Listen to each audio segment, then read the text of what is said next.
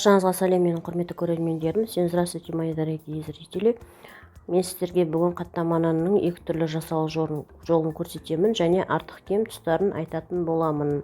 Я покажу вам два разных способа приготовления хлеба катламы и расскажу о плюсах и минусах.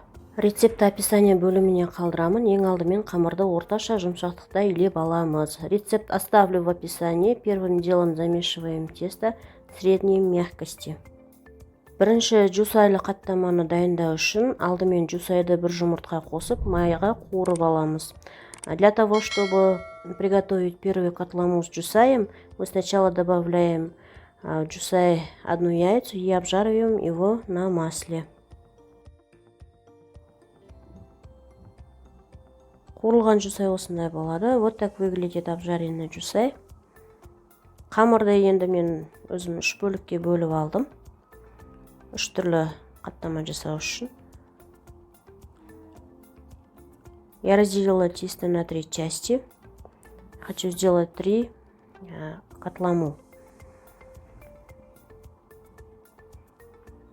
Бірінші қамырды тағы да 3-ке бөліп, қазір оны бір-бірлеп жайып аламын.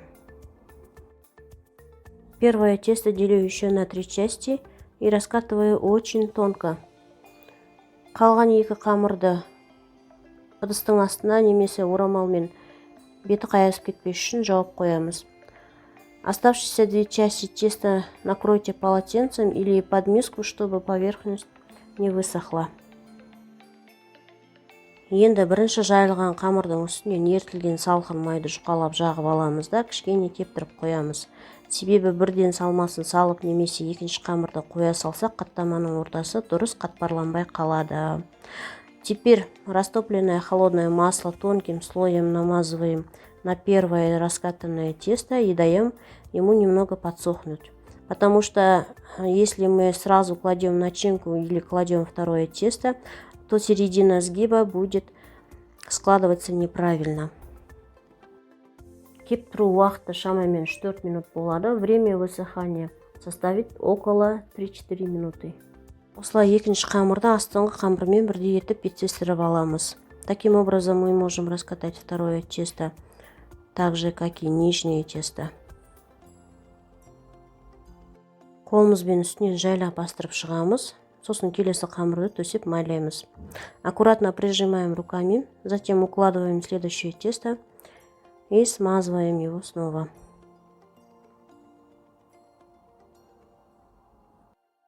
Бұл қамырдың да бетін кепкенін күтіп, сосын барып орап шығамыз да пакетке салып тоңазытқышқа жібереміз. Дожидаемся высыхания поверхности этого теста, затем скатываем его и складываем в пакет и отправляем в холодильник.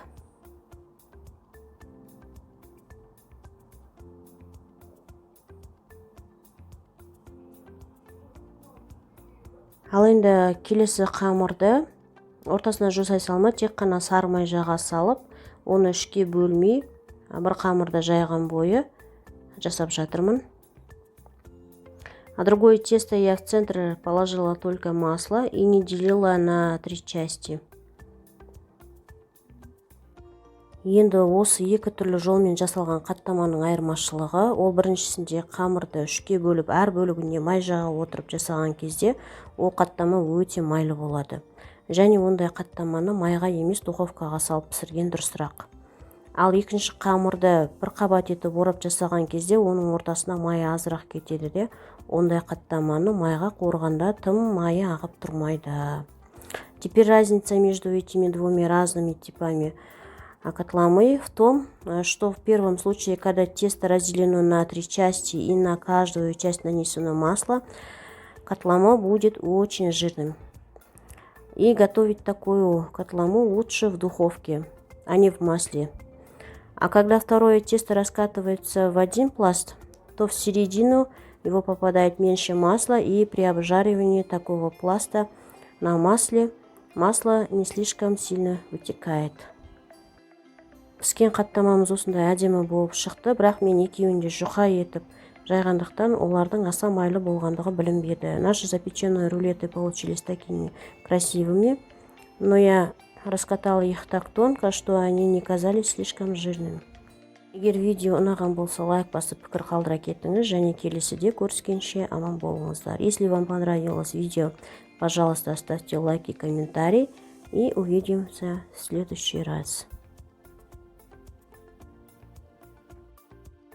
Ал үшінші қаттаманың қамырын дайындап мұздатқышқа сала салдым, қалаған кезде ерітіп пісіру үшін. А третье тесто котлама я положила в морозильник, чтобы могла его разморозить и испечь, когда захочу. Аса пайдалы болмаса да өте дәмді шығады, кейде жасауға болады. Хоть и не очень полезно, но получается очень вкусно, иногда можно сделать.